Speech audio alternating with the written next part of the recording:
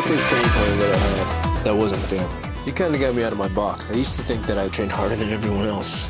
We trained exactly the same. Well, one thing I noticed was that you use lighter weight. Do you feel like that's necessary? Is it better to use heavier weight in order to add muscle and stay lean? Different workouts consist of different weights, So sometimes I'm gonna go with heavier weights, and it really depends on calories I've consumed throughout the day. It depends on the muscle I'm training, and it depends on the week and the day that it falls on. I know that sounds really strange and probably not textbook style, but that's just what I have found that actually worked best for me. I also learned the importance of supplementation from you. Do you feel like it was more of a thing that was important to instill in us just because we were working at the time? Or do you feel like it's still something you believe in today?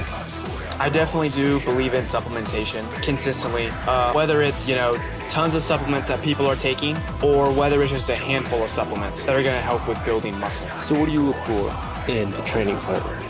I used to always train alone, never really worked out with anybody because no one could really keep up with how I worked out, the style I worked out with. You were probably one of the first workout partners that I had, and I wasn't having to show you new workouts or teach you along the way. You already had it, you already knew it. So we really kind of complemented each other, and we're able to have successful workouts because we kind of had the same mindset. So I really enjoyed it. Why do this? Why push yourself every day? You have a job, you're married, you have a good life. Why did you even start in the first place? So it's funny you ask. My wife and I actually had a conversation about this earlier this week, and she had actually kind of reminded me of why I started working out, why I started eating healthy, why I picked up the whole nutritional aspect of everything. And what it came down to was in high school, I graduated about 130 to 135 pounds. So I was very, very small, and I was very, very skinny. The day I turned 18, I went down to the local gym and picked up a membership because I could. And from then and there, consistently, 5-6 times a week, I was in the gym. Whether I was sore, whether I was tired, whether I was sick, I was always in the gym to build my weight. Tired of being skinny. So you just hated being skinny? I hated being skinny. One thing I noticed about you is you never pose or flex. Why is that? I understand that you don't want to compete, but I know plenty of guys that don't compete. You see them at any gym, always in front of a dumbbell rack. So why not? I don't work out to look good. I work out because I enjoy it. I'm trying to continually gain weight and grow. But I don't do it to impress anybody, to look good for anybody else. I do it simply for myself. That's why I'm not going to be up there posing or uploading photos on social media. That's just not what I'm about.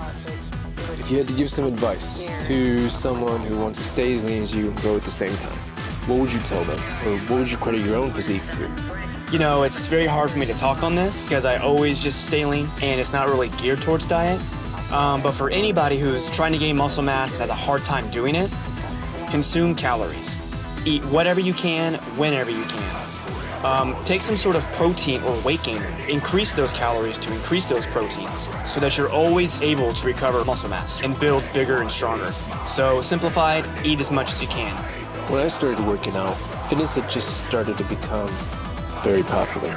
People were talking about counting macros and things like that. You were one of the first people I met that, like me, doesn't count macros. What's your reason for that? Counting anything is going to drive the average person insane because then you come down to criticizing every single meal that you eat, making sure that you're not eating too much or too little. The easiest thing and the rule of thumb here, just make sure you're eating something consistently every 2 hours. From that time, from when you wake up to when you go to bed, you will consume enough calories. And from then you'll know, because you'll know by if you're gaining weight or not. So what do you think about when you train? There's not really a lot I think about when training. It's more of a attitude type thing. And what I do know I can't train without is music. So if I forget my headphones at home or in the car, that's really something that's going to determine whether I have a great workout or an average workout. So what do you think is more important, training or diet? So for me, I really feel training is really my number one, and then diet is number 2 for me. Diet for me is not always on point like I would like for it to be because of life, but I do try to make it as healthy as I can. Here I am, 5 o'clock in the morning, stuffing breadcrumbs up a dead bird's butt. Talking about it at school with our teachers. Well, then how do you stay so lean if your diet isn't exactly on point? A lot of people aren't able to stay consistent, train all the time, or eat like they want to. And for me, if I'm not able to eat the way I want to, I'm not going to result to eating fast food. So I'm always trying to find something that's a healthier option. Alec Little. You saw the episode we did on him. I met him through you. Great friend of ours. What are your thoughts on it? I actually met him when he was 18 and didn't believe he was 18 with how big he was at the time compared to what he is now.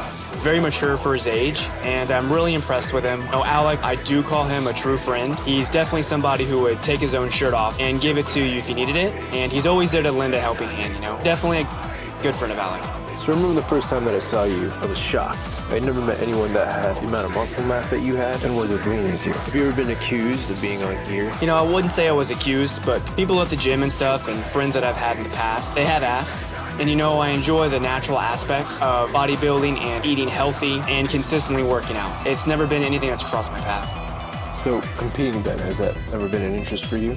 You know, I don't feel that working out and getting in the best possible shape that you can should be criticized. So for me, definitely competing is not something that I'm looking to doing, but just continuing a healthy lifestyle and training is something that I will do forever.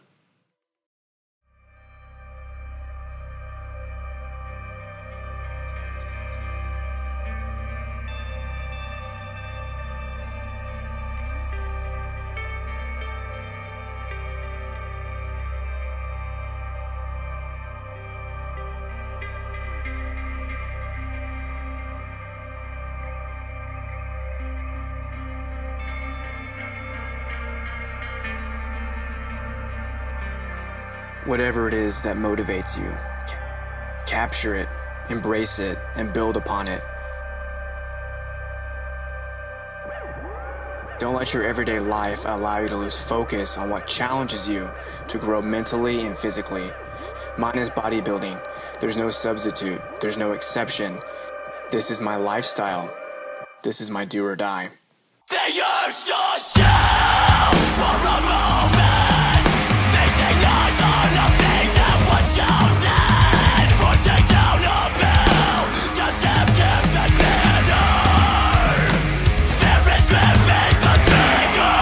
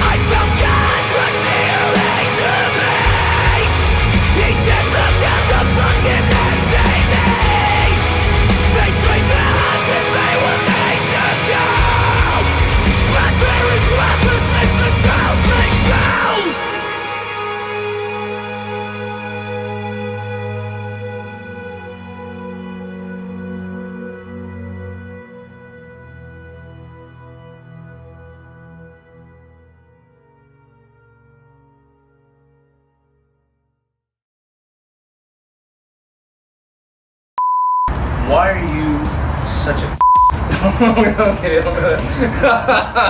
different training methods and was I asking? You hated being skinny. I hated being skinny. Yeah. I still hate being skinny. Get that, Eric? Shut up. Alright. You gotta give 100% to diet. You gotta give 100% to nutrition. So we're working at 200% scale now. That sounds really familiar. Yeah. Okay. No, go back. What was the question? Because we kind of had the same one. So, really enjoyed it. That's it. He'll cut the really enjoyed part. Did it? And then how do you stay so lean? If your diet isn't always on, what would you credit that to? Genetics. You wanna elaborate on that? Genetics